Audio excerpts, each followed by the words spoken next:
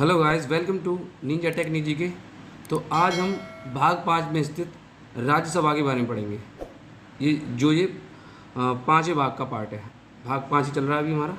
तो राज्यसभा कौन से में आता है?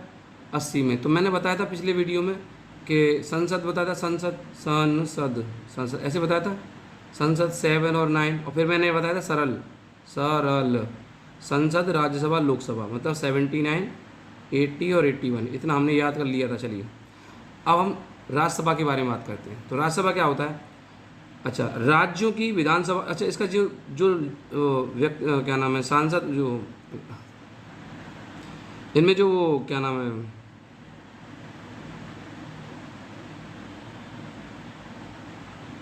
अच्छा, इनमें जो व्यक्ति चुने जाते हैं वो कहाँ चुने जाते हैं? तो राज्यों की विधानसभा द्वारा चुने जाते हैं। यहाँ के जो व्यक्ति हैं इसमें राज्यसभा में व्यक्ति कहाँ से चुने जाते हैं? राज्यों की विधानसभाओं से। अच्छा, और 12 राष्ट्रपति, 12 जो है वो राष्ट्रपति इन्हें मनोनीत करता है। तो देखिए, तो इनका कैसे डिवीजन है? तो राज्यों से 229 आते हैं और केंद्र शासित प्रदेशों से 4 लोग आते हैं। ठीक है, तो ये इनका डिवीजन हो गया। आगे देखते हैं फैक्ट्स क्या है।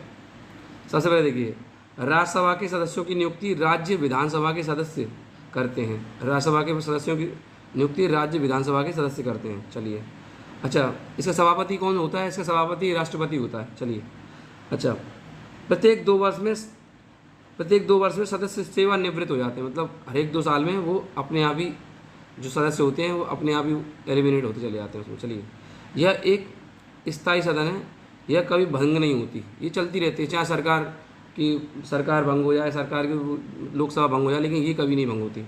अच्छा, राज्यसभा के सदस्यों का कार्यकाल क्या होता है? 6 वर्ष। मतलब उसके सदस्यों का कार्यकाल कितना होता है? 5 वर्ष होता है।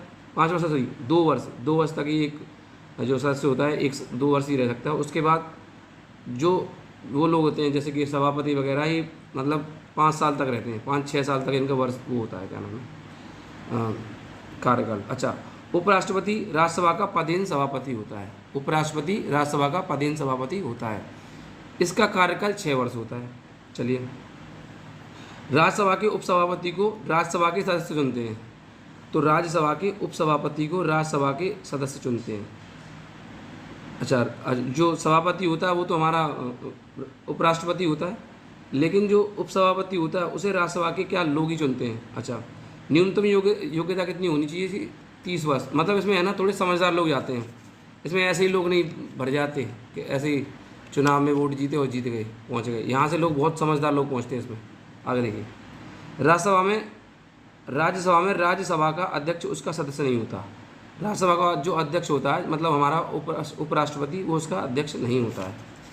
आगे देखिए, अब देखिए, इतना राज्यसभा में था। अब हम इससे आगे पढ़ते हैं, बहुत ही इंपॉर्टेंट चीज़ें हैं। अटॉर्नी जनरल और सॉलिसिटर जनरल, मतलब महान्यायवादी और महाधिवक्ता। तो इनमें थोड़ा सा मेजर अंतर है। देखिए क्या है, महान्यायवादी क्या होता है?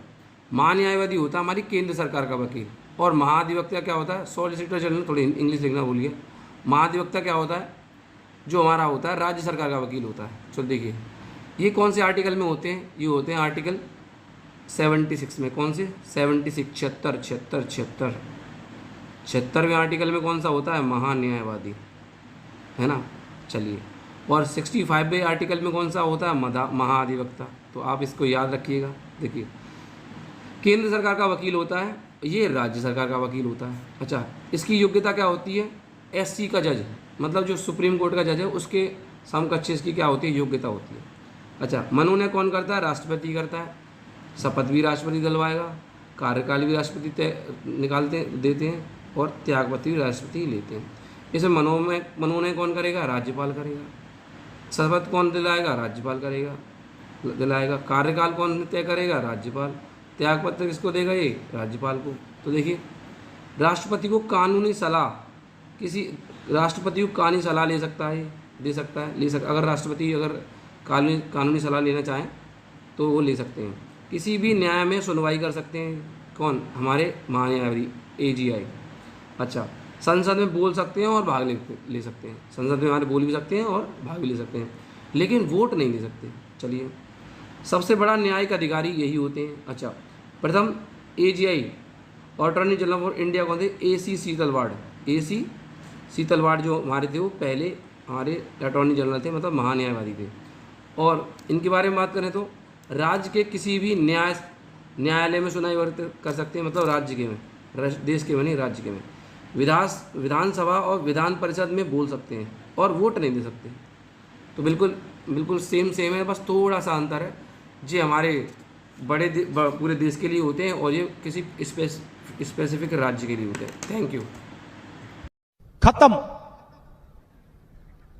Bye bye, tata, good bye, गया।